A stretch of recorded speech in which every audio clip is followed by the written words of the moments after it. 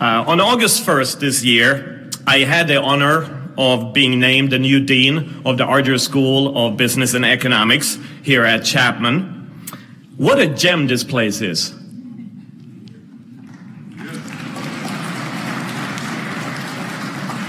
No other business school has progressed as much as this business school in such a short period of time. That said, guys, we have our best years ahead of us. And as our supporters, you will have the opportunity to follow along during this journey. When I joined Chapman, many people told me, Chapman is a hidden gem in Southern California. And I say to myself, why do we hide? What are we hiding from? So we're going to move from being a hidden gem to just being a gem.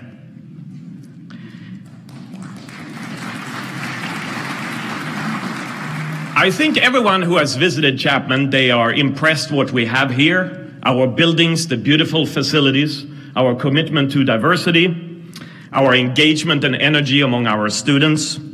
So we are going to increase our commitment to being present on social media to get the word out about all the great things that we do here at Chapman and at the Argyll School.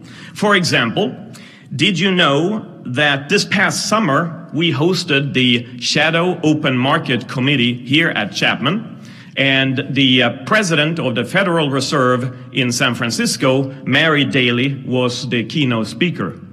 Now, I bet you may not have known about this, but we have so many things that are going on related to business and economics here at Chapman, and we're committed to making sure, through all of you, to get the word out about all the great things that we do. Now, at Chapman, we distinguish ourselves by providing personalized education, and we have a long list of initiatives in the business school that we're going to pursue in 2023. I will just give a couple of examples to you, so you have something to look forward to for the new year. For example, we are creating a new minor that is called Business of Entertainment, because we have, guys, the number 4 ranked film school in the country here at Chapman, which is very amazing.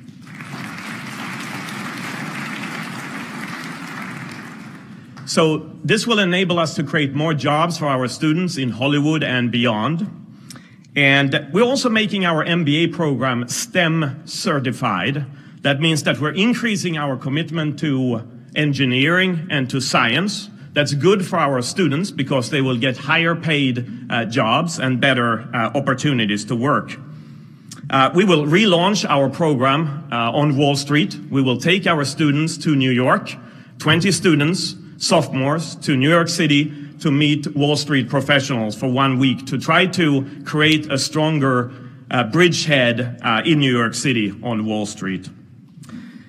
In January, we are bringing in a 3-star general retired from the United States Army to teach leadership to our students, our MBA students and our executive MBA students. In April, we are launching a new program called Leadership Crisis Challenge. It's a simulation exercise over several days to help prepare our students to become stronger and better leader. My point is, there's a lot of stuff that is going on at Chapman. And in next year, you will see announcements related to many of these different events and activities that we do for our students. All of these initiatives, they are made possible because of our many supporters. I would particularly like to thank the Argyll School's Board of Counselors. Thank you so much to all the members that are supporting us, providing us not only financial support, but support on our curriculum, how to design courses and programs to mentor our students and making sure that our students, they get jobs. Now, what about the economy? So much has happened in 2022.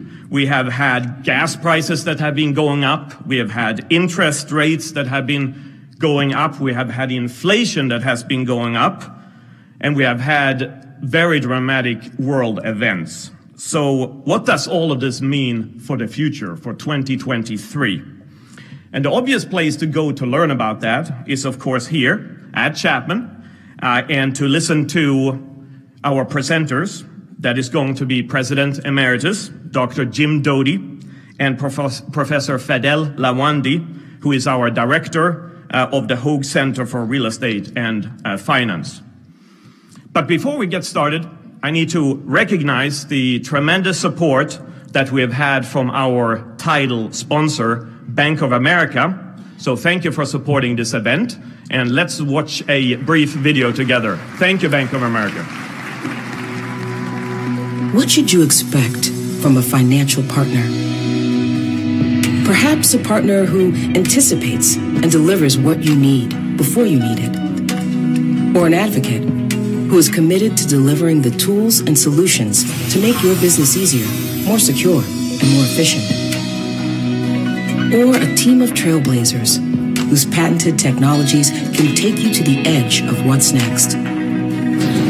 A partner flexible enough to change and grow with you, who honors the business environment and the natural environment with equal passion. So what should you expect from a financial partner? A partner with a single ambition: to help you fulfill yours. What would you like the power to do?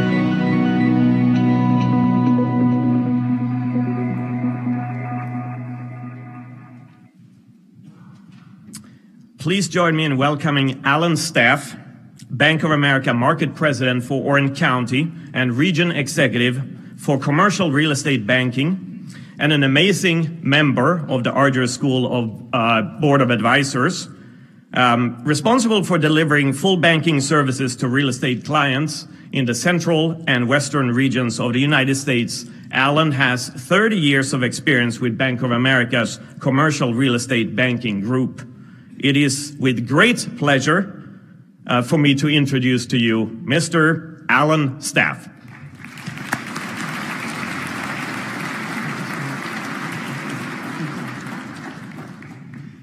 Thank you, Henrik, and all of our friends at Chapman. We appreciate your commitment to the economic forecast.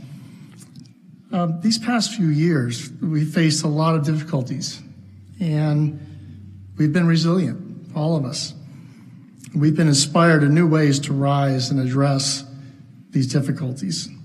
If we want to get good things done, affordable housing, education, workforce development, innovation, more jobs, any other good thing, it will take the alignment of the business community to achieve it.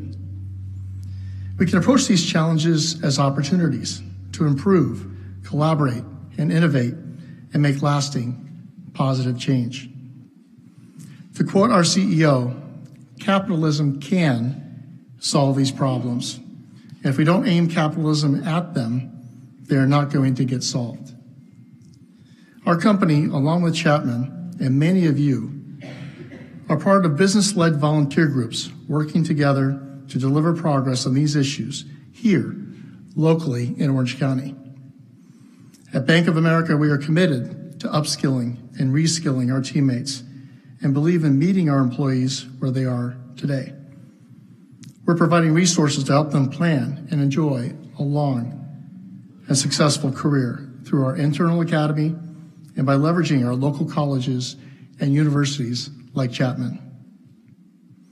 As part of our commitment to be a great place to work, we offer employees and their children education benefits to support their goals, like college tuition assistance and support programs to help set them up for success.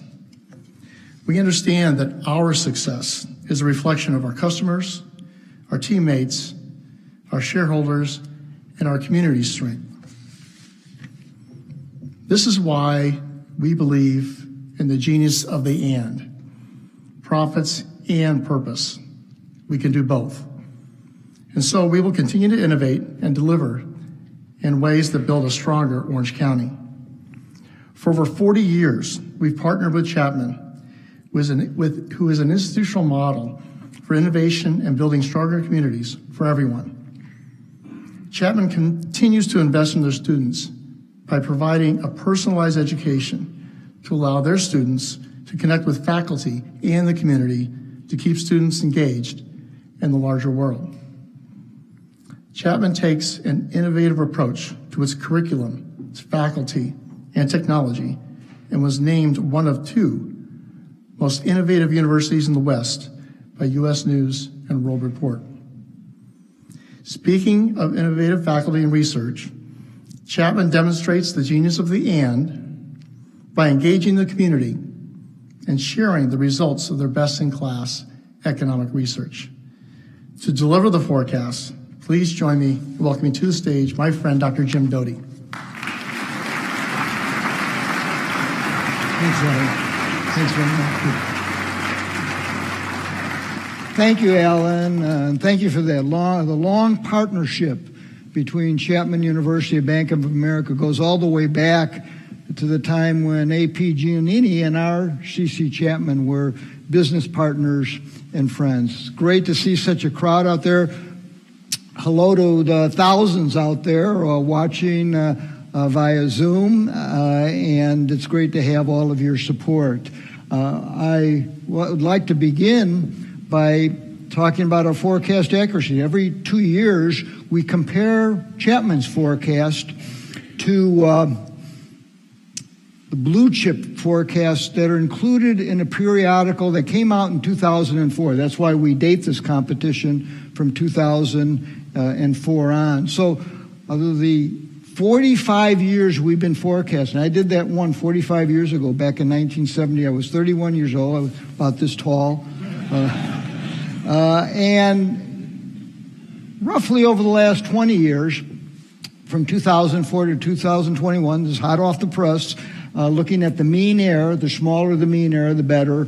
We were number 1 in forecasting the most important variable that really measures the pulse of the U.S. economy. Morgan Stanley was nipping right at our heels. Good thing we had that bullseye forecast in 2021 by 0.01. If you're interested in where UCLA is, they're down at number 8. Not too bad. And the rear Naroff Economic Advisors was 18. So there were 18 forecasts that have included real GDP forecasts all the way back to 2004. We also do an expanded comparison that includes not only real GDP, but also unemployment, inflation, housing starts, and equally weighting those 4 variables. There we more safely came out on top. In this case, you have to use a Z-score. The higher the Z-score, the better. We came out number 1 in that. And again, Northern Trust, Morgan Stanley flipped, but those are the top 3. And UCLA was 14th in that case out of, and again, Naroff, the caboose here, number 17. So there were 17 forecasts that we were able to measure there. If you're wondering where USC is, they don't do a forecast. I decided I'm not going to make fun of USC this year. I've been tough on them over the years. Give you an example. I'm going to congratulate them for their football season this year. They're 11-2, I think. So I'm not going to bring up the fact that last year they had a 4-8 record and they sacked their coach. I'm not going to bring up the fact that over the last 3 years, Chapman's win-loss record in football has been 24-7, and their record is 23-15. And I'm certainly not going to dwell on the fact that in lacrosse, over the last 20 years, the record is Chapman, direct competition with USC, 19 victories Chapman, 1 victory USC. Those are just numbers. I'm not going to bring up those things. Speaking of competition, you remember last year, I was so pumped up. It wasn't long after I was 75 years old on September 26th. I ran a half marathon. If you were there, you remember me talking and bragging about the fact that I came in my hometown, Chicago, came in number 1 in my new age category of 75 to 79. And I was certainly the new kid on the block because I hit 75 on that date. And I thought this was going to be my year. I'm going to make hay while the sun shines, bring in more number 1s. I had never been number 1 in my age bracket before. Well, the next race I came in 2nd, then 3rd, then 5th. And it was around that time that I was beginning to think I'd have to wait until I hit the 80 to 84 age bracket. And I decided at the last minute to run the Napa-Sonoma race. This was last summer, just not that long, 6 months ago or so. And I run this race. It's hot, it's hilly, I wasn't well trained. I was 15 minutes slower than my goal time. I mean, for a half marathon, that's like an eternity. I didn't even check my race results, but when I went to pick up my free T-shirt, it was next to the person that was keeping the times. I said, congratulations, you came in number one with my horrible time and all. Number one again. My second number one. And not only did I get they gave me a bottle of wine to boot. I mean, it was great. Well, then I was so excited. Then the following week, I decided, let me check the results because I want to see how the other old codgers did in competition. And this is the actual copy up there on the top. First, Jim Doty.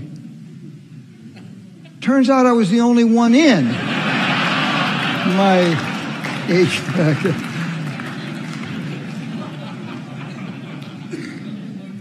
This reminds me of, the University of Chicago, where I went to school, graduate school. I was Milton Friedman, top macroeconomist. But many people don't know George Stigler was my dissertation chair, one of the top microeconomists. And I'll never forget the first class that we had with him. He said, hopefully you'll learn something from this class. But this is the advice that I think is most important. That is, if you get into a business or a career, by the way, my econometric students are here. I think we have 50 of them or so. There they are. Very good. Hey, guys. Great group of students. They're taking their final exam tomorrow, as a matter of fact. So if they look a little nervous, that's it. But what George Stigler told us was pick out a career or build a business where there's very little competition. Well, I know something now, and that is if you pick out a marathon, pick out one where there's no competition, because that's where you could really do well. Okay, I'm going to brag a little bit more, but there's a reason for it, and that is it will give you a better idea how we put our forecast together and the important variables behind it. This was back in December of 2020, so roughly 2 years ago. This is where we stood. We were in the third quarter of 2020. We had a pretty good idea where we were in the fourth quarter. And we had M2 growth at 25% and real GDP. This was the year of COVID. So we were in a recession, maybe coming out of the trough of that recession. But that's kind of where we were. And most forecasters at that time, we look at the blue chip indicators, they were forecasting it was going to be another weak year. Not negative, but a weak year. We forecasted, as you can see here, a very strong year. In fact, on average, we forecasted 5.7%, and that was the year that it was exactly 5.7%. So we hit a bullseye in our forecast. Out of, 25, 28 forecasts and blue chip indicators, we were the fourth highest, and we hit it on the mark. Again, I'm not saying that to brag, but to point out that we had a pretty good handle on it because the money supply, M2, is a very important variable in our econometric model. It goes back to Milton Friedman. You've seen this quote before: inflation is always and everywhere a monetary phenomenon, and that certainly proved that it is.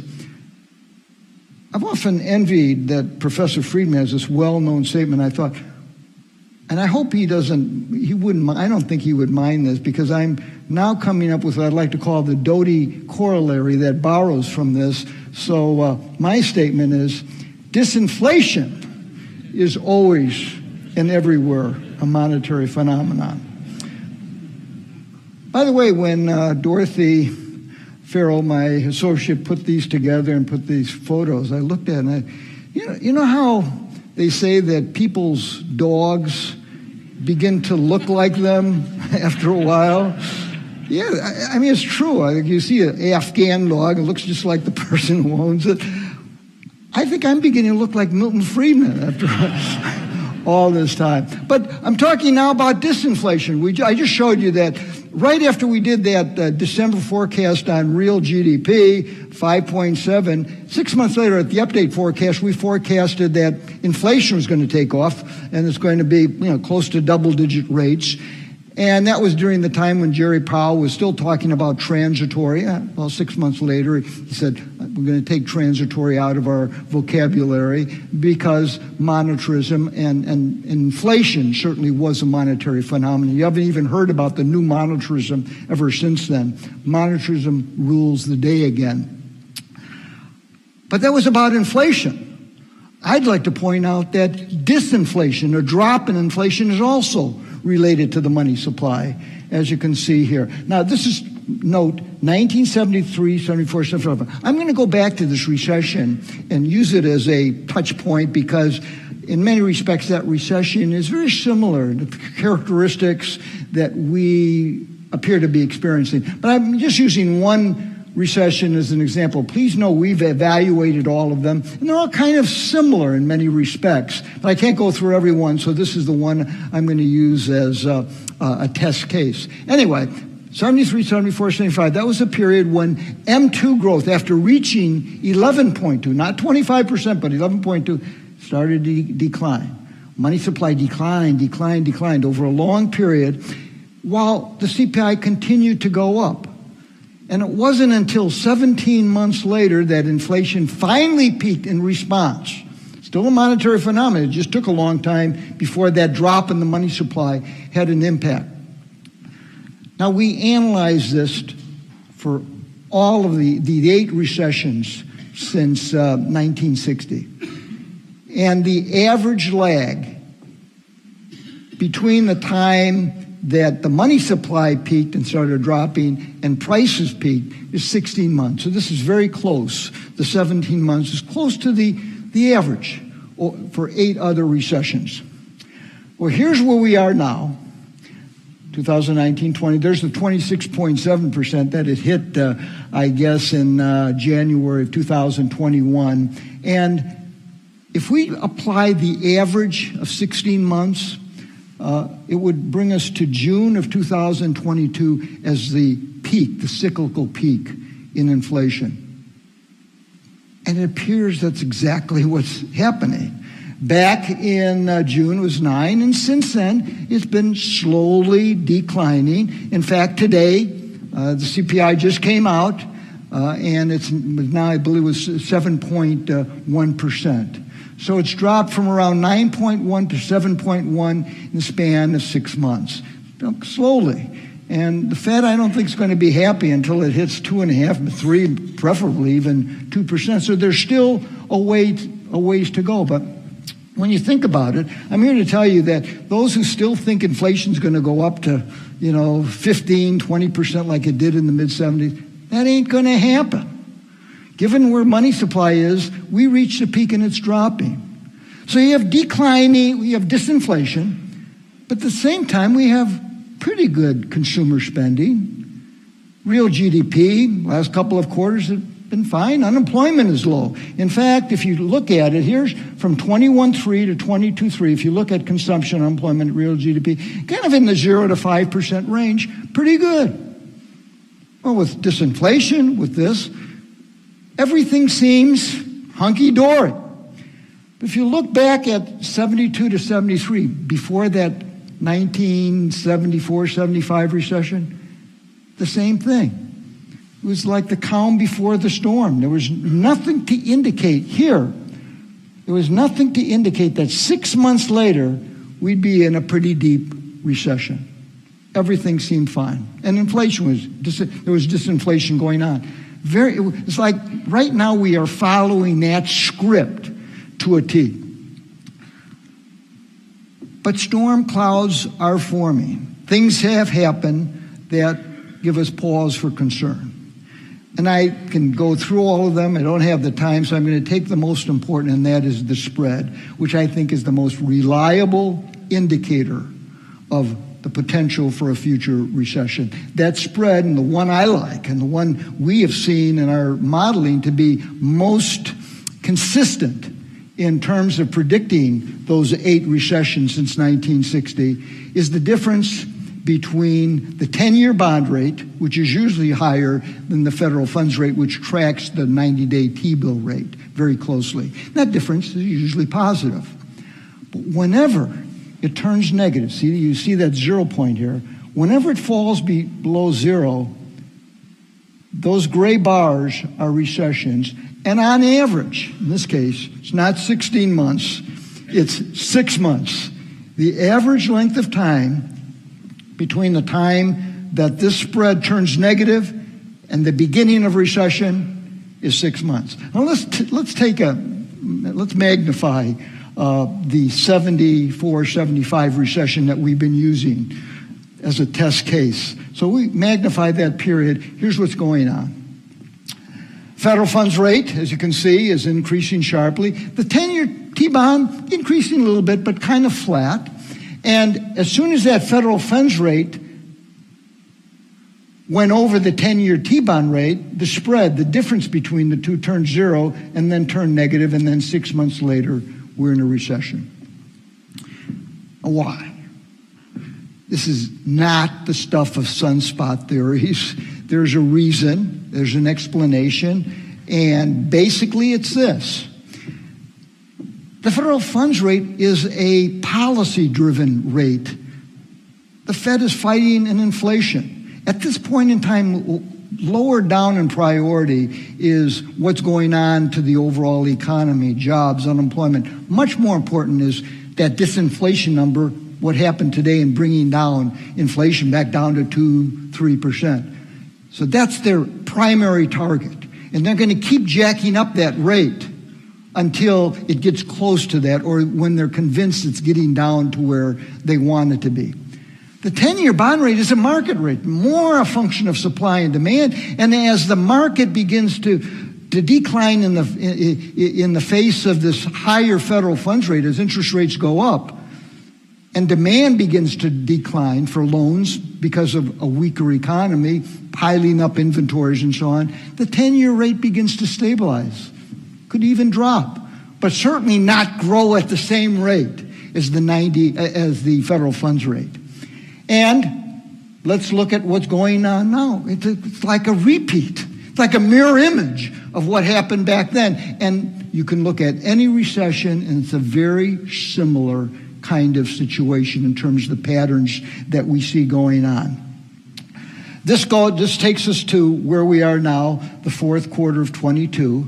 And notice that just recently, within the last month, the federal funds rate went over the 10-year T-bond rate, and the spread turned negative. Given that, and the rule or the average length of time, 6 months, would suggest if this screenplay continues, if this scenario continues, we would be in a recession mid-2023. Federal funds rate we see going up to 6%.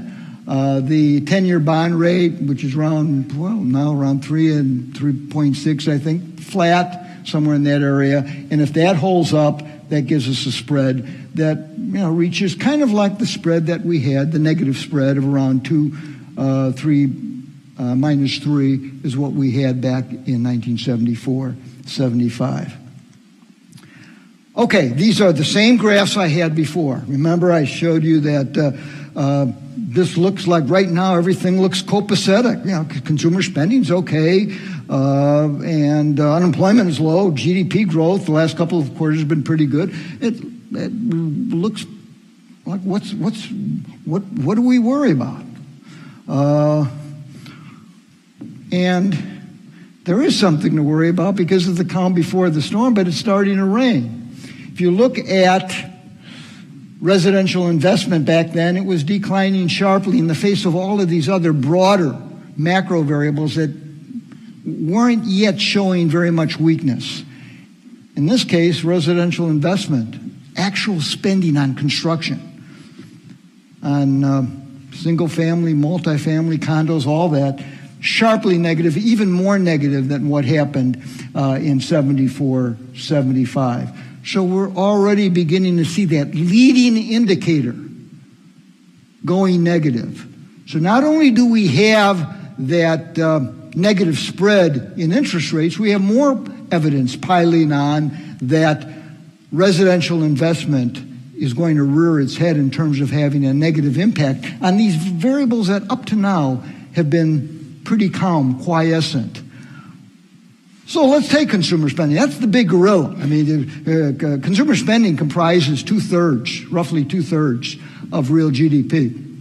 Residential investment is closer to 6%, 7%, much smaller. But residential investment has a strong multiplier effect. And the fact that it's dropping so much, maybe 35, 40% in terms of spending, you have a situation where it's ultimately going to drag down employment. There'll be more unemployment, but here you can see it drags down consumer spending. Where residential investment is only 6% of the economy, but when it drops 25%, that's a lot for that small percentage, and it's bringing consumer spending down. And what do we see happening next year? Virtually the same pattern. Consumer spending still relatively strong, coming down a little bit from early 2021, but still positive. But with this decline in investment, similar to what we had back then, we'll see consumer spending going to zero, maybe even negative, and that would be enough to lead to a recession. And this is our forecast for real GDP. It's as you can see, we're forecasting in the second quarter a drop. This is quarter-to-quarter compounded percentage change. It's not year-to-year. Anyway, it's minus 6%. It hit at its worst back in 74, 75, minus 4.8. So this is deeper. But there were 3 quarters where it was in the minus 5% range. So it's shaping up that this recession is not going to be as deep as the recession that occurred back in 74, 75. So the cat's out of the bag. We are forecasting a recession for next year. So what are the other forecasters or prognosticators? Are we out on a limb on this one? Well, everybody else seems to be saying it's going to be a 40% probability of a recession. And I hope you know, those of you who've been here before, that everybody loves the 40% forecast. In fact, this led to look at 40% Summers, CBS News, you have China Daily, CNN. Anyway, whenever a forecaster predicts something will happen with a 40% probability, they have a clue. If you think about it, 40% is the sweet spot. If it happens, you can say, hey, I told you, everybody, 40%. If it doesn't, we only said 40%. So, it's a no-lose proposition. But I saw a forecast about a month ago that I have to label the stupidest forecast for 2023. I don't know if you'll read, knowing the imprecision of forecasts and all of the things out there that can get in the way of a reliable forecast, this really hit me. This is 98% chance of it will go. That's bad enough, 98, but here's what really got me. It's not 98. This guy's forecasting 98.1. Not 98, not 98.2, but 98.1. Well, if you wait for Ramon's Fear, he's going to give us our probability, and you could take it for whatever it is worth. But before we have Ramon, who will be talking in more detail about saving and especially consumer spending, which is the most important portion of real GDP, we have a message from a longtime platinum sponsor, but it's Edwards Life Sciences, but it gives me an opportunity publicly to just congratulate Mike Musalem, the CEO, who just recently announced his retirement after, I think, 21 years as CEO. And what he has done for Edwards when he took over a company that was a spinoff. The other company, I won't name names, just wanted to get rid of this division and put Mike in charge. And what he has done with Edwards, thank thankfully, to Orange County because it's become our principal employer, hiring a lot of Chapman students. Mike, it's the stuff of miracles, so congratulations to you for your great leadership. And here's a special word on Edwards Life Sciences. Innovation starts with inspiration, and we're inspired. We're Edwards Life Sciences, driven by a passion to help patients live longer, healthier, and more productive lives.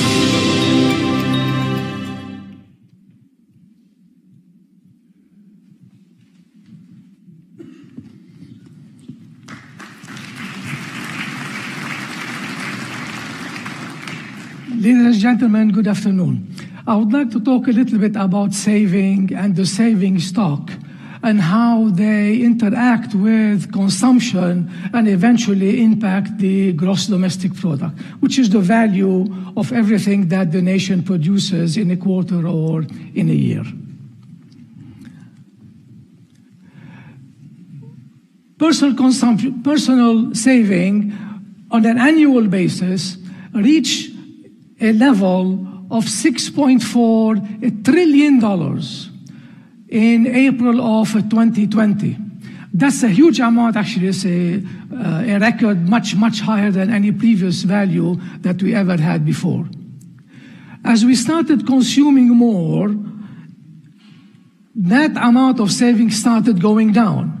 But then in 2021, at the beginning of the year, we had a second bout with the pandemic, and the personal savings went way up again to a total of $5.7 trillion. Since then, the personal savings started going down, and right now they stand at $427 billion on an annual basis. This is much, much lower than where we were at the beginning of 2020.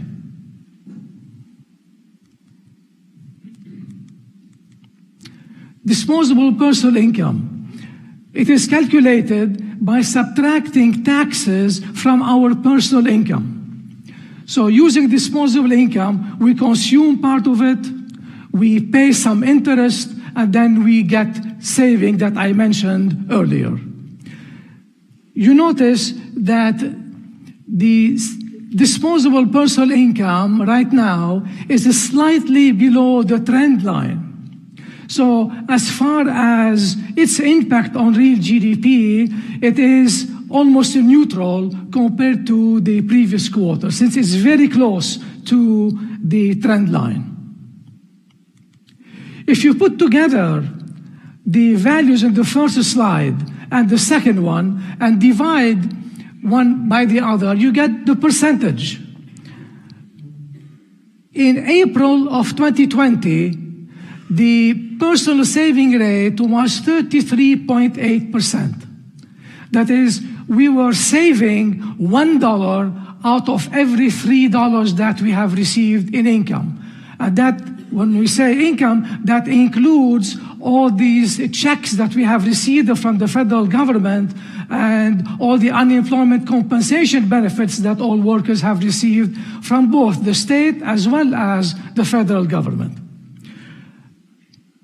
As we discovered that we can purchase things online, and more of us started doing that, the personal saving rate started declining.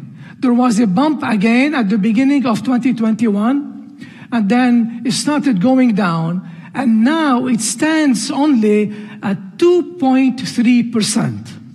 This is an extremely low level. Normally it is somewhere between 5 and 8%. So this means that currently we are not replenishing our savings the same way we did before.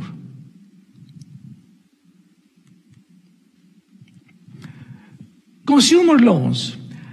This shows how much they are when we are talking about credit cards and other revolving plans. You can see that since the beginning of 2021, the total amount has been increasing steadily over time. So that means our payments at the end of the month, in order to pay some of those credit cards, those payments are going up over time.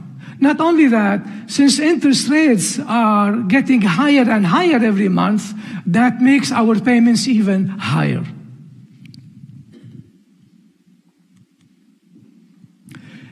But someone may argue that if we take those credit card loans and divide them by income, that number may not be going down.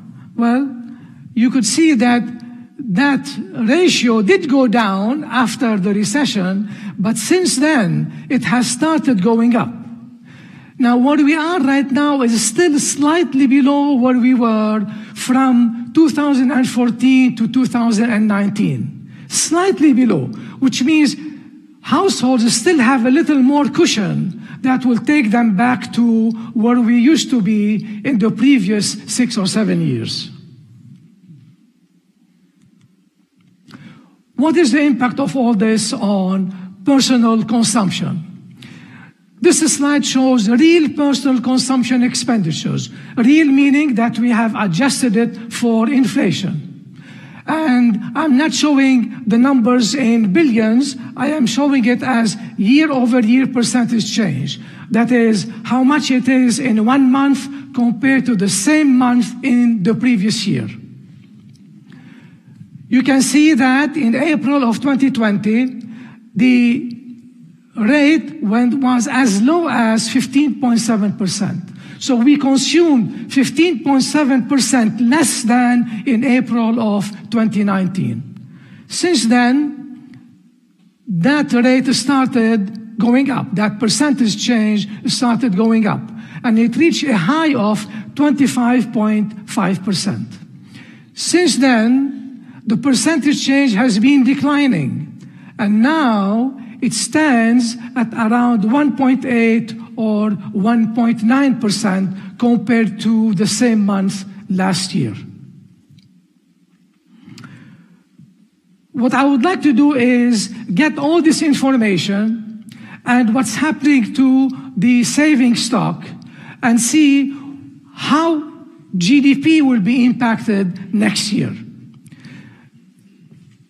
There are estimates that households have accumulated $2.3 trillion in additional savings over and above what we would have saved had we not had a recession in 2020. So that's $2.3 trillion. That number went down to $1.6 trillion at the end of June of this year. It is estimated that that additional savings over and above the normal will continue to go down, and it will reach around 1.1 trillion at the end of this month. So we will be starting next year with $1.1 trillion more in savings as a stock over and above the normal. So if we put all this information together, on the negative side, we have our credit card that's going up, meaning that we have to make higher payments at a time when interest rates are going up as well. Also on the negative side is the fact that the saving rate is extremely low at 2.3%. We are not adding a lot to our previous stock of savings. When it comes to our income, it is almost neutral because it's slightly below the normal. How about on the plus side? We are starting the year 2023. Households are starting with $1.1 trillion above the normal. So if you put all of this together, it would tell us that consumption is going to continue increasing at a healthy rate in the first 6 months of next year, and that will start going down, the growth rate going down in the second half of next year. That's important because consumption is around 2/3, around 67-68% of the gross domestic product. And that's why Our expectation is if we end up with a recession next year, and we are predicting that we will, that it will be a mild or moderate recession and not a severe recession as we had in 2008, 2009. Well, how bad will it be, and what is the probability of such a recession?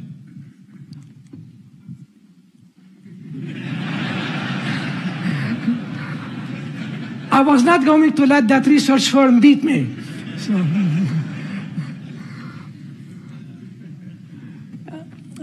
I would like to take this opportunity to thank the City of Hope, OC, who is a platinum sponsor for our forecast.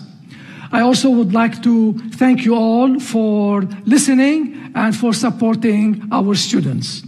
But before Jim returns to present the California forecast, here is a short video about the City of Hope OC. We are the first light after a cancer diagnosis. The illuminated entry point to life-saving cancer therapies and novel treatments often sought by the rest of the world. We are a dedicated team of more than 400 physicians and 1,000 scientists and researchers. We are cancer-focused, but human-centric. We are thousands of breakthrough discoveries. We are where cancer stops and life keeps on getting lived. The future of cancer treatment is here.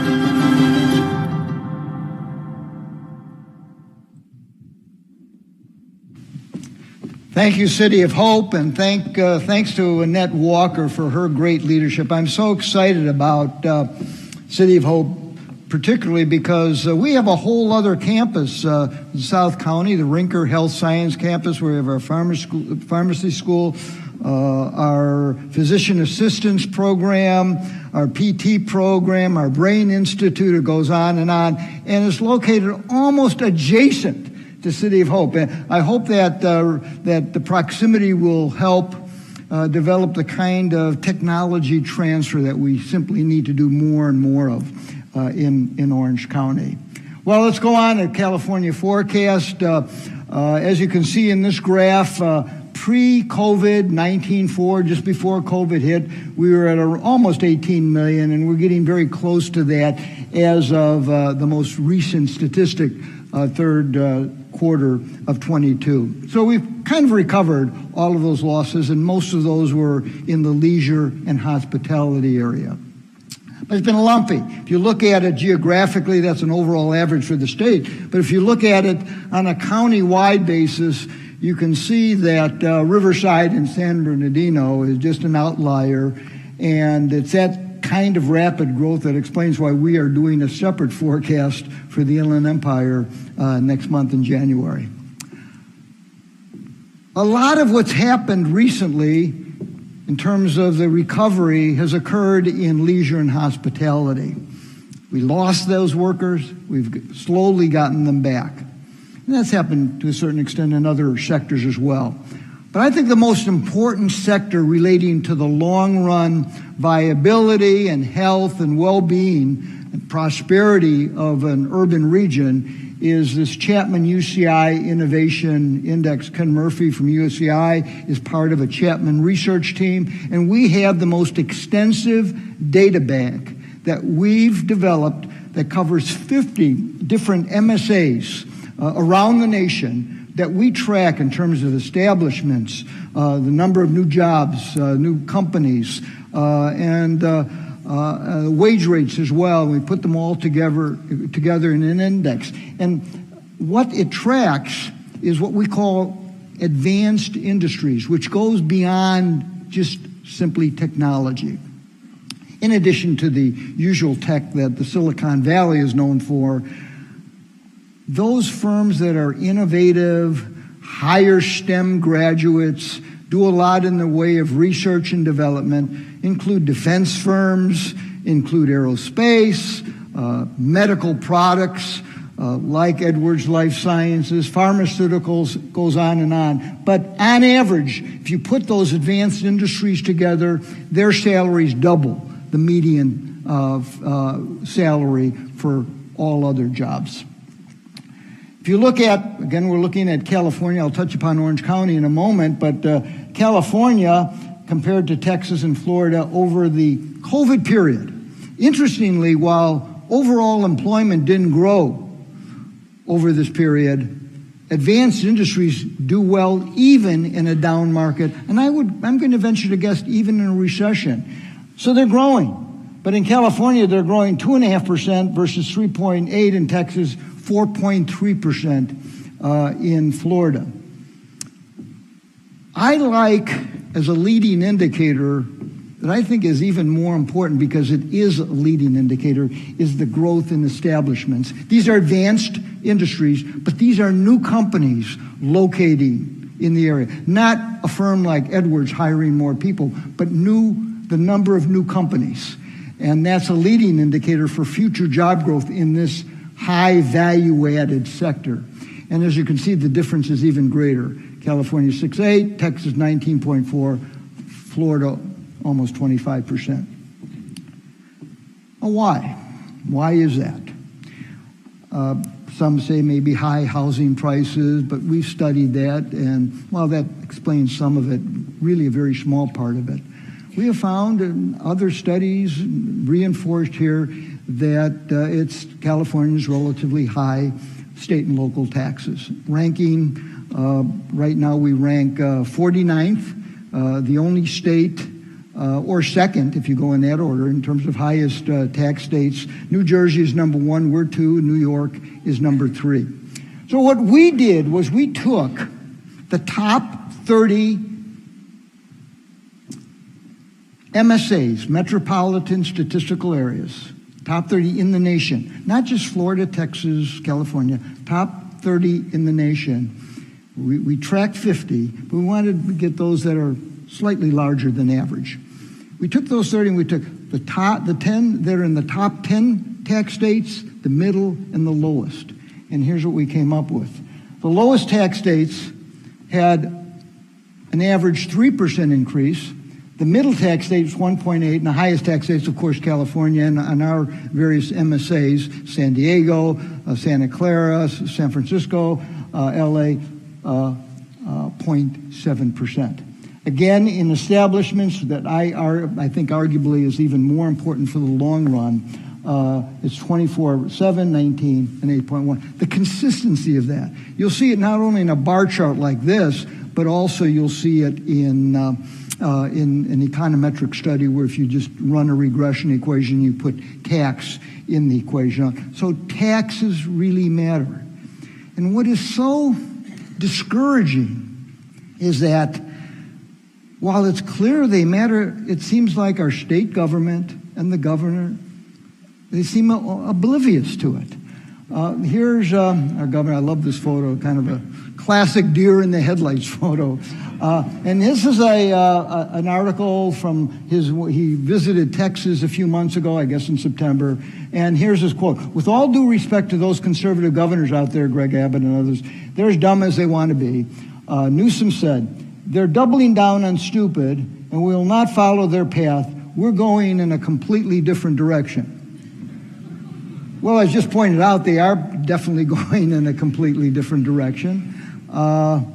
And what's been going on recently with the talk about an excess profits tax just in California for the oil industry. I mean, my students in econometrics, I'll say it again. Profits are the magnet that draw investment and capital to an industry. That's what brings prices down in the long run. That's how the market system works. It's Econ 101. You need that. Part of the problem we had with higher gas prices this last year was because oil prices went to negative, remember, during the early COVID period, and corporate profits just cratered. No more investment, no more supply. Prices went up. Now the signal is exactly the opposite. Profits are high, and that's the key. That's the signal for investors, for capital to move into that industry. Okay, the governor's saying we're going in a completely different direction. Well, so too are the people who live in California. If you look at voting with their feet, It's been negative all the way since 2011, every year. More people moving out than moving in. This is the net difference. And the most recent year that data are available, 21, it's minus 208, almost 300,000 negative. That was big enough to offset the natural rate of increase in population, births minus deaths, and also enough to offset foreign immigration. And that's why, for the first time, California lost population. And when we run regressions to explain this, again, taxation, more than high housing prices, explain that migratory outflow. Turning our attention to home prices, I'll devote more time to this in Orange County, where they seem to make more sense, more of a local issue. You can see that San Francisco, Santa Clara are hurting, but they had higher housing prices to begin with, so it's probably natural to find that their drop during a correction period is greater than others. If you look at it on a monthly basis, which I think is more revealing than looking at it on an annual basis, you can see that in April, taking those, let's see, how many counties were there? 1, 2, 3, 4, 5 counties, taking the average of those median incomes, and you could see the average change there. Oops. The high point was reached in April at 1,426,000, down to 1,239,000. That's a drop of 13.1%. You may recall that our forecast that we presented in the update was a 15% drop over that same period. So we were pretty close on that forecast. It's a little bit less than what we were calling for. Anyway, that's a 13.1% decline. But look at the explanation. There's mortgage rates, and you can see that they move like a mirror image. Even during the period when there was a brief time when mortgage rates were dropping, housing prices seemed to recover a little bit. And then you had this blip up and this down. And notice this is a lag of 1 month. It takes a month before mortgage rates seem to affect price activity. More importantly, at least in terms of the economy, they also have an impact on construction levels. Housing prices have a wealth effect over the long run. But in terms of the economy, the California economy in 2023, it's much more dependent on spending.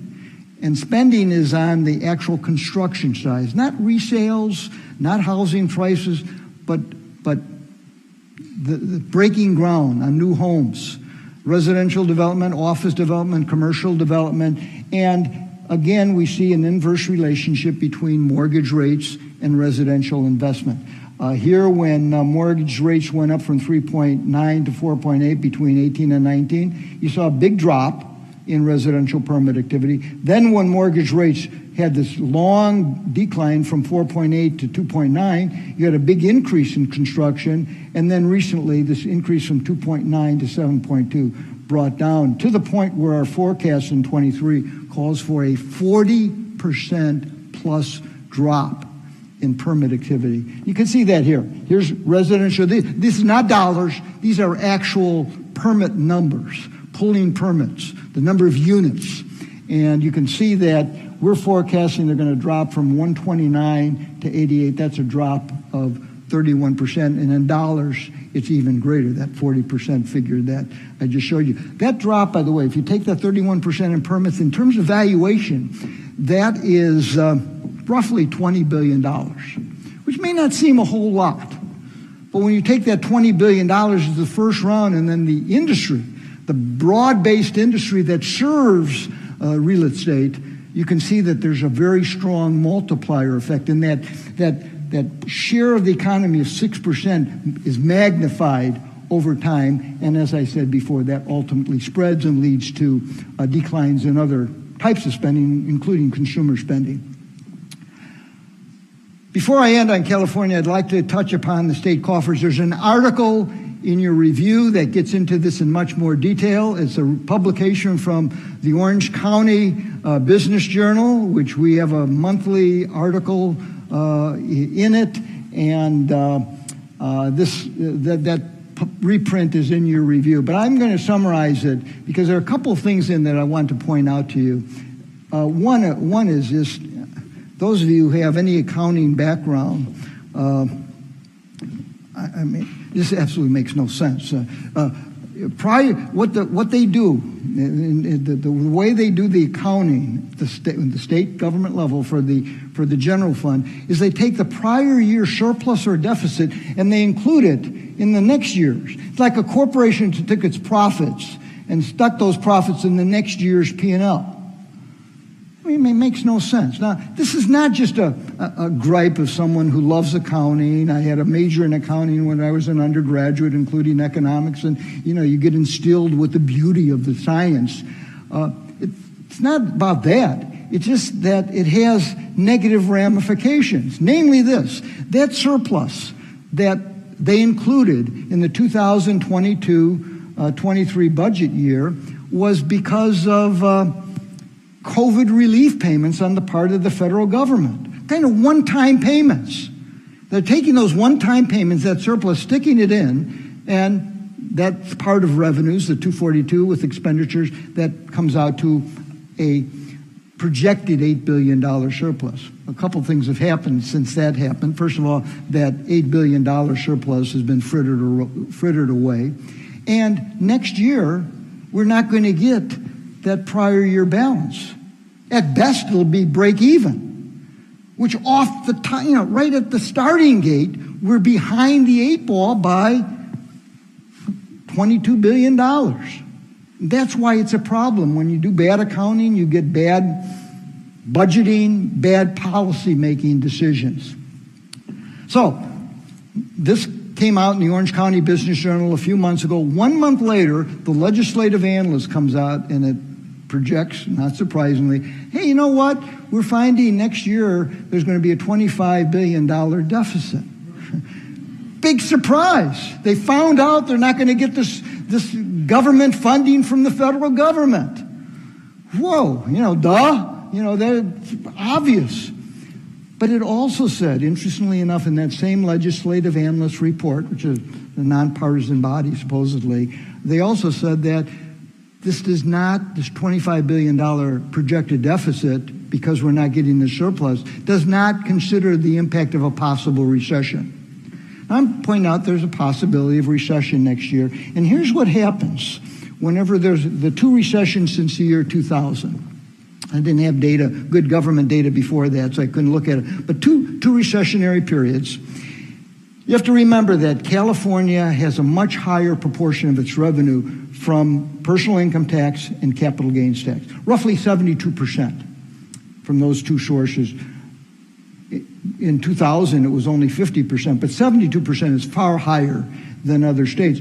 So here you have revenues so dependent on the two most volatile income sources that move and gyrate over time and are very erratic, and this is obviously going to have a negative impact if a recession in fact occurs. In fact, you can see here, personal income taxes dropped in the 2002 recession by 58% for capital gains. Very similar in the Great Recession, -20, -57. If you apply those same percentages, like an average of those percentages, actually should be greater. So this is a conservative calculation. The reason greater is because these two taxes are even a greater share of overall revenues. Forgetting that, keeping it simple, our forecast for the 2023-24 budget year, which starts mid next year, is for revenues to drop from $242 billion to $190, which is a drop of $52 billion. So we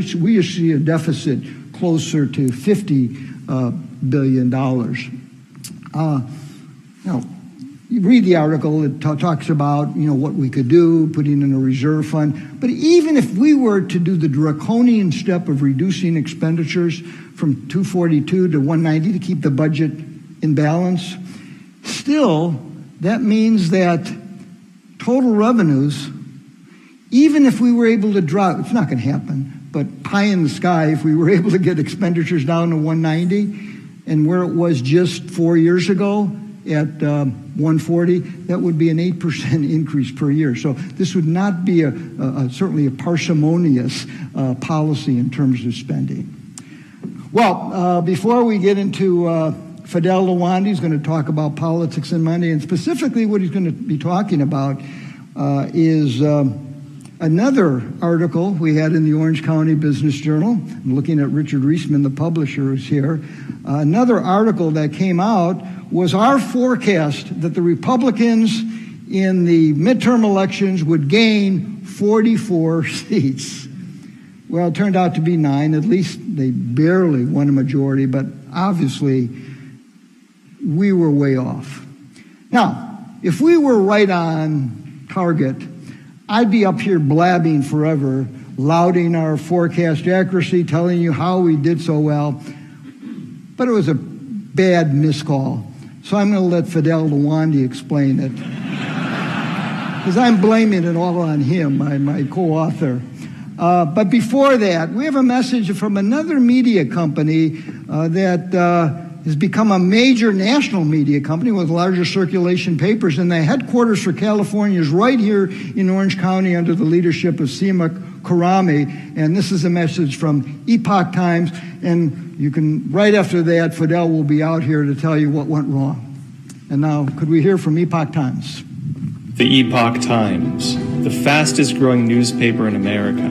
Factual, honest news. Not biased. The honest, old-fashioned journalism. You're presenting the facts and letting the reader decide. The Epoch Times is a fearlessly independent news media, bringing you truth and tradition, honest journalism, traditional values. Try the Epoch Times. Call 1-888-OC-DAILY or visit 888ocdaily.com. Thank you, Jim, and good afternoon, everyone.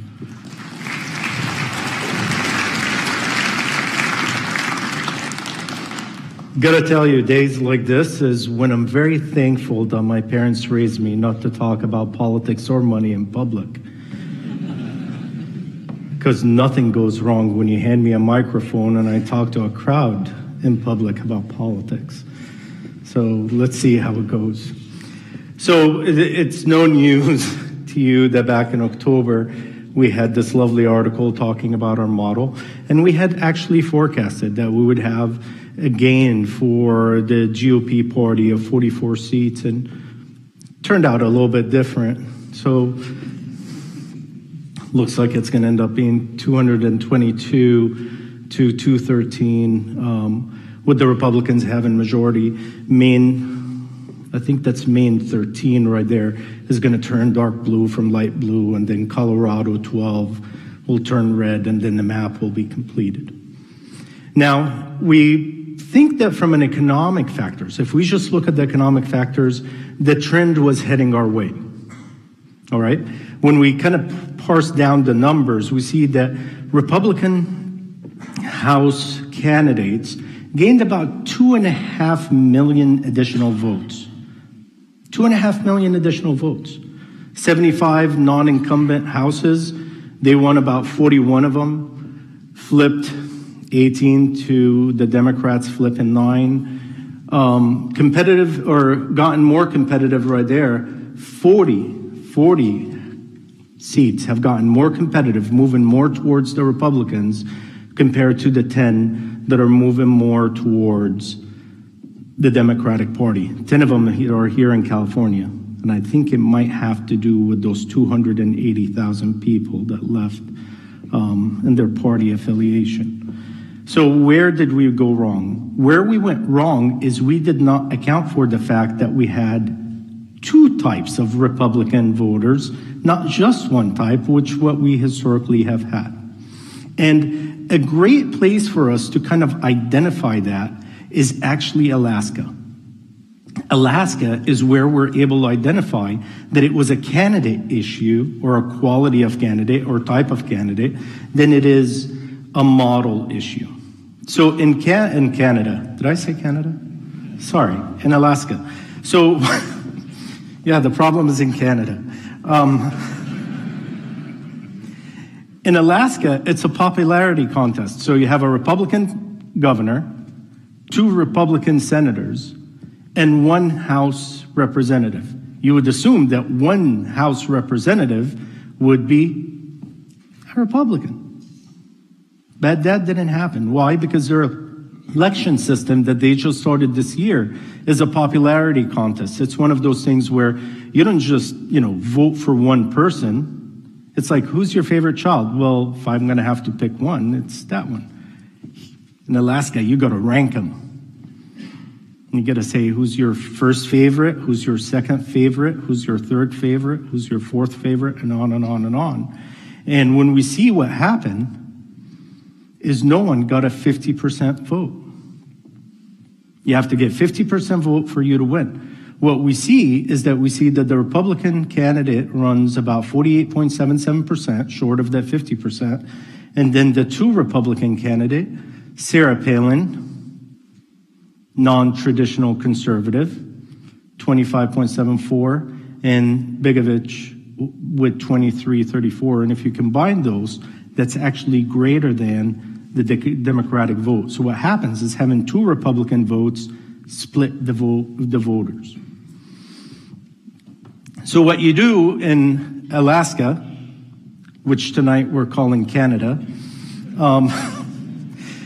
you get rid of the bottom one. You say, okay, you're out. And then let's see who's your second favorites. And we could do round one. We see that actually when you get out of the write-ins, you get more towards the Republican vote in. You get rid of Chris in round two, and now you see both Republican candidates combined are over 50%. So had we had one Republican candidate, we would be done, and Alaska would be, as predicted, a Republican chair. But that's not the case.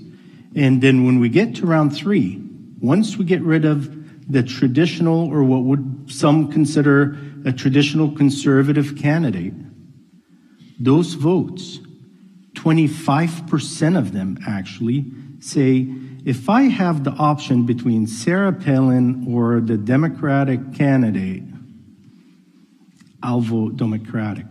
And as a result, because of that shift, 25% of it moves to the Democratic candidate, and they get the 54 vote. And Alaska, right there, is a blue state. So that's what we saw across the board. And I could walk you through almost every single one of these House elections, and what we see is kind of a similar pattern. Depending on where you are in the country, the voters preferred one type of Republican versus the other, and the vote was split because of one reason or another. So it was a candidate issue. All right?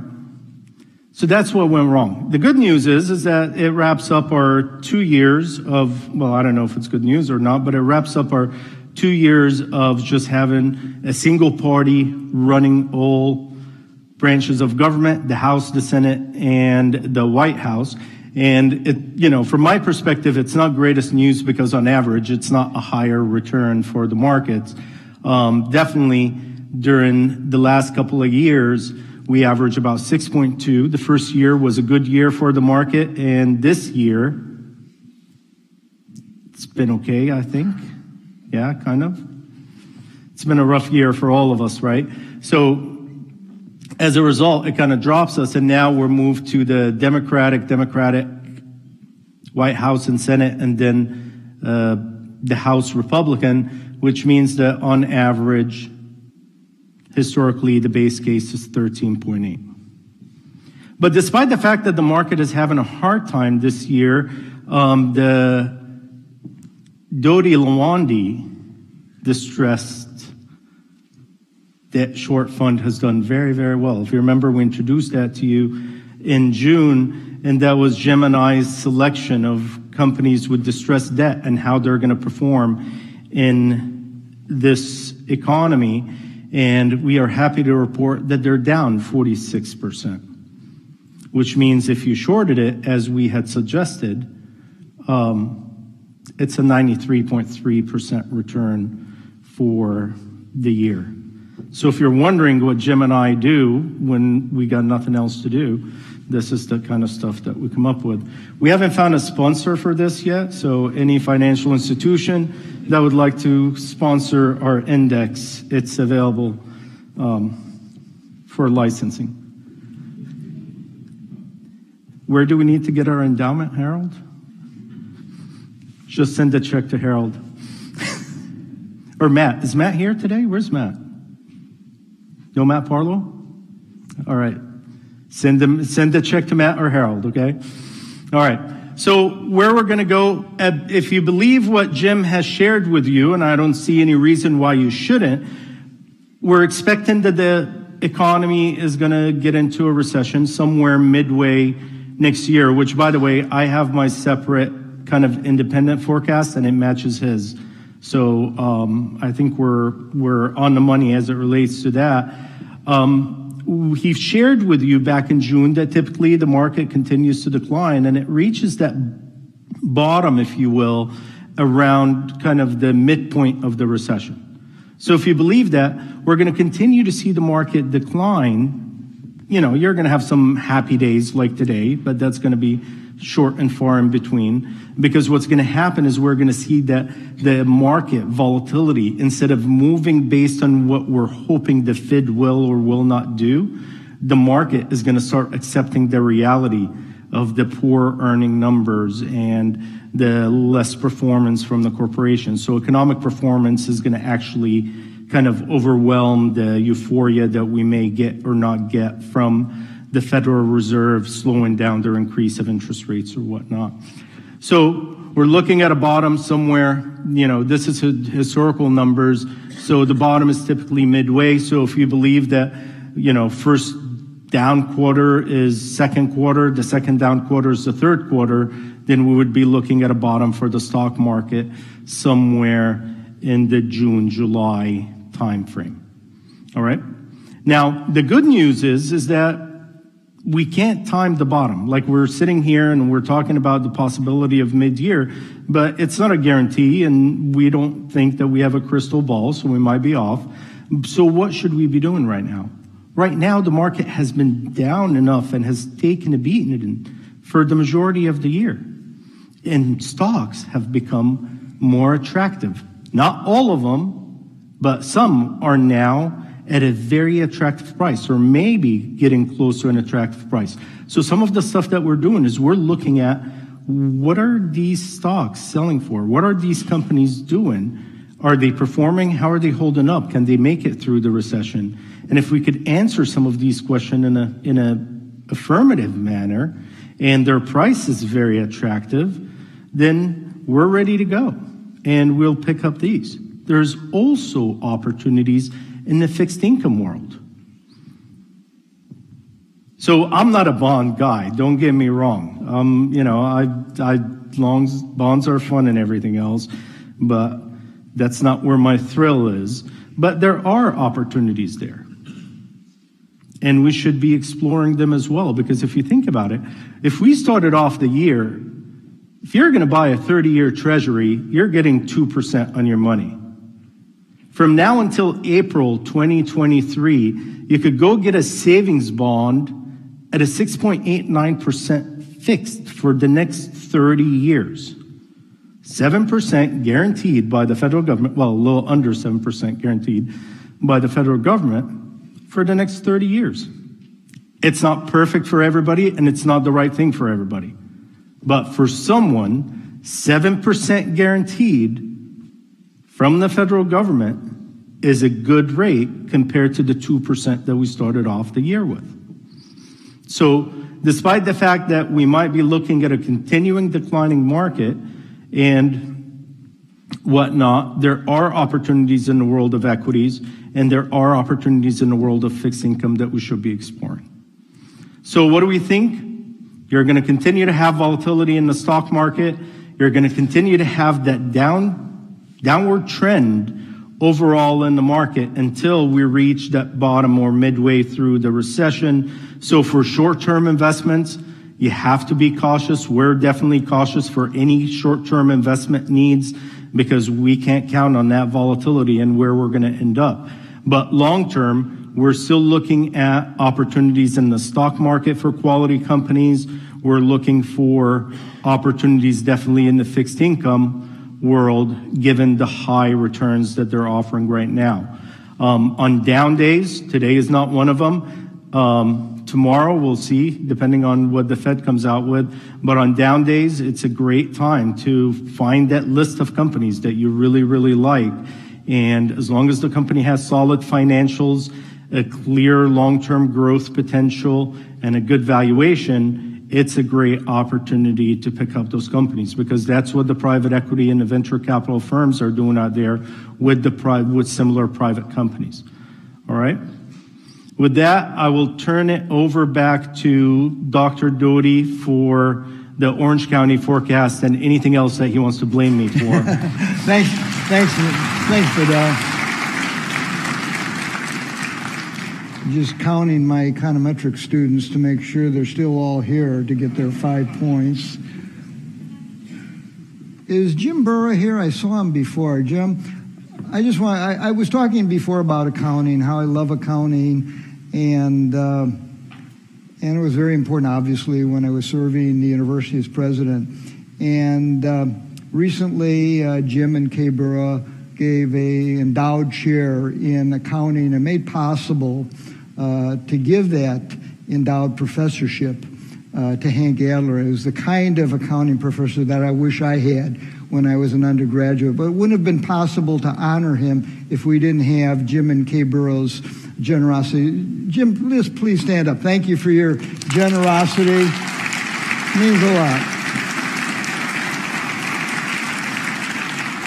Okay, we're now Orange County, and when we started back then in 1970 at our first forecast conference, the forecast was mainly Orange County. We already had UCLA and a lot of other forecasts going on, and we were just only a couple thousand students at Chapman at the time, and we thought let's take Orange County as a niche, and because nobody else was doing local econometric models, and Orange County was different than other areas. It was growing much more rapidly than other MSAs or county-wide areas.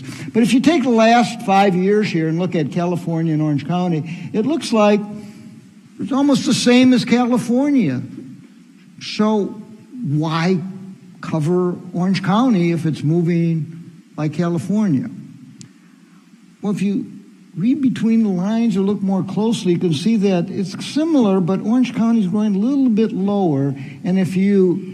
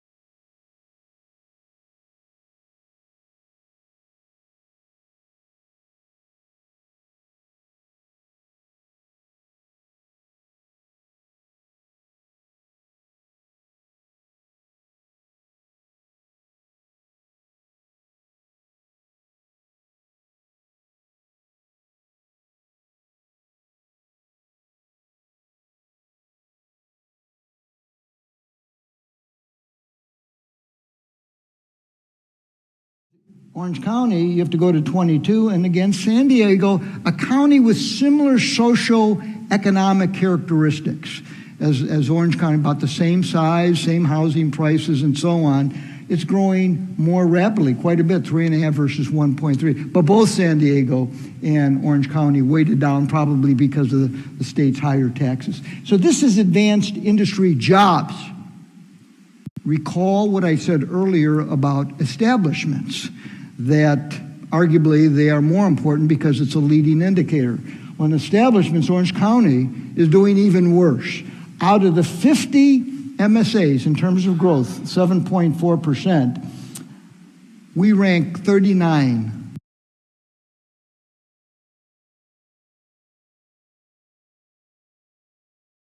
Out of 50, San Diego's 33, but look at Nashville, almost 50% growth. If you want to invest in land, and establishments are a leading indicator, watch that statistic. Because if these companies are locating there, they're going to be hiring more workers as time goes on. Nashville, Louisville, Salt Lake City, Providence, these are just incredible growth opportunities. Total residential permits in Orange County, we are forecasting a drop, not surprisingly in light of mortgage rates, and that's a drop of 21% this next year. Obviously, will have a negative impact, but interestingly enough, this is a little bit lower drop than what's happening on California on average, and I think it's because of the Irvine Company is still growing, a major developer, and they're still pumping out new permits. Housing affordability. This is the reason why residential permits are dropping. This takes into account median income, mortgage rates, number of different variables. And back in the COVID year, the third quarter of 2020, just after the trough in the recession that year, housing affordability was 93. Now, mortgage rates were, of course, very low. But what that 93 means, if I could translate it for you, it's that median family income in Orange County was 93% of that necessary to purchase a median priced home in the county. So it's almost at parity, almost 1-to-1. Here we are, just 2 years later, 47, which means that median family income isn't even half what's necessary to acquire or buy a median price home. Look at this statistic here. If you look at P&I payments, same periods, 23, back then, $2,600 P&I for a median price home. 2 years later, $5,200. Double. Can you imagine the impact on a family budget when you're talking about this kind of an increase in payments? And obviously, that's why the really weak spot in the economy is going to be this residential sector. And I'm not even talking about office is going to be a disaster. AAA office. Do you know how many people are working remotely now? On average, in the U.S., not just California. It's about 25%.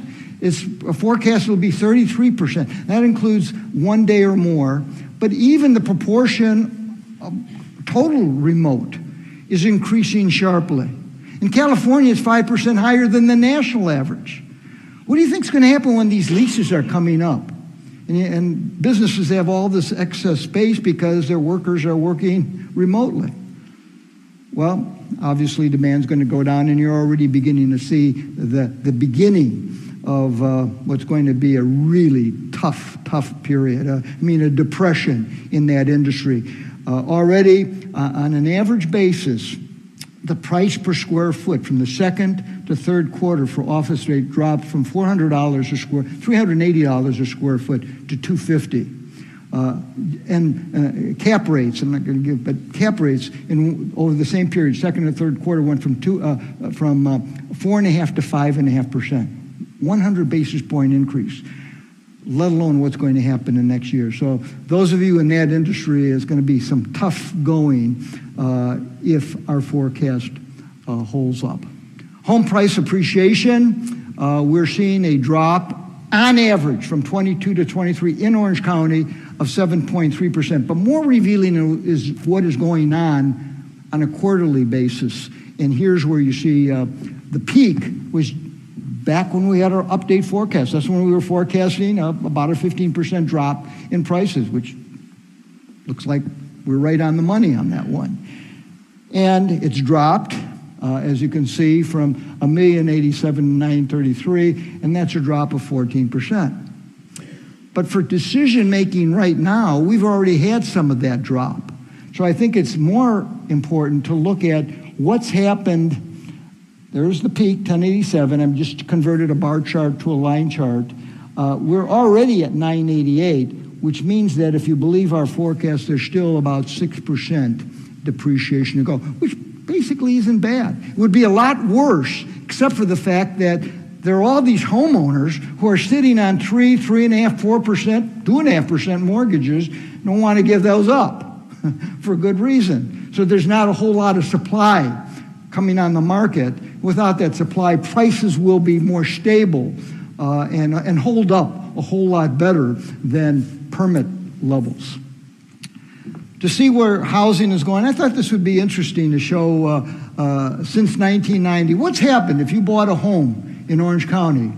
What's the value of that home? If you take it, 1990, it was around $200,000 on average. Median price home, median, not average, $200,000. And with the big escalation pre-Great Recession, Great Recession, and you have 1,110,000. What I did was to put a least squares regression line to show the trend over this 20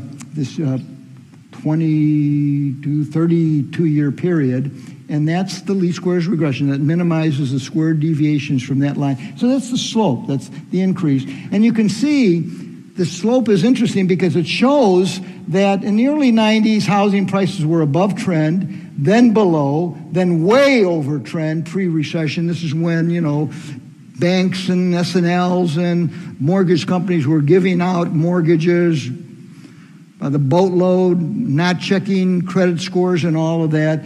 Great Recession hits. You had all that OREO, remember that term, other real estate owned on the part of banks, foreclosures, and that brought the price down below that trend line for like 10 years. It took 10 years before it got back to the trend line, and then you had this big COVID escalation as mortgage rates dropped so sharply, and they're above trend, and now they're coming back down, and I think by 23, certainly by 24, it'll be back near the trend line. What does it mean, what does it mean if you invested in the house? What kind of return?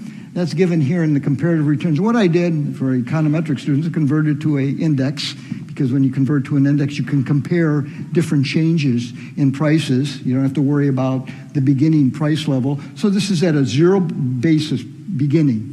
The index number is 0, not 100, but a 0, and it goes to 404, which translates to home prices increased 400%, 404% since 1990. On an average annual percentage basis, that's an increase of 5.2% per year. That compares to overall inflation of 2.6%, which is roughly half. So home prices have increased on average twice the CPI.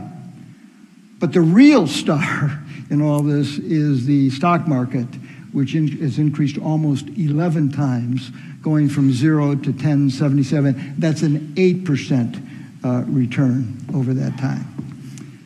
And as I was walking in, some people were saying to me, Jim, I hope you have good news for us, some good news. And I guess I kind of do, and it's this, an article in the Wall Street Journal. It's not our forecast, but Wall Street Journal had an article in yesterday's paper that said, investors grow more confident Fed will pull off a soft landing. No recession. I guess it's certainly good news if they're right. Bad news for me, because we're not mincing words here. We're not saying a 40% chance of a recession. We're still at 98.2. We're not hemming and hawing. It's not, well, on the one hand this, on the other hand that. We're saying there's going to be a recession. And if there isn't, that's a pretty big matzo ball out there that we need to deal with. But I want you to know that there are other fish in the sea. Econometrists, my students, I don't have to be teaching you guys every week. I have another career opportunity, and that is, here's my friend Casey Kaspersik, who we developed a friendship when he was a student at Chapman. He was student body president. He was my cameraman for a TV show I had when I was president. And I kind of hitched my wagon to a rising star because he became the associate producer of Bold and Beautiful. And we run together, and he got me a gig on the Bold and Beautiful, as many of you know who've been following the forecast over the years. Here's a shot. This is me. My name and my role. I'm Chapman. Actually, Mr. Chapman, but everybody on the show refers to me as Chapman. I'm a CFO. I love accounting, so it's kind of neat. I think I'm the only CFO on network television. The woman is the CEO, giving me some kind of an order. Anyway, I'm on the show, and I don't do this for free. I get residuals. I know you probably don't believe me, so I'm bringing you here to see my last. I get 2 residual checks each year, and here it was this back in September, and as you can see, $14.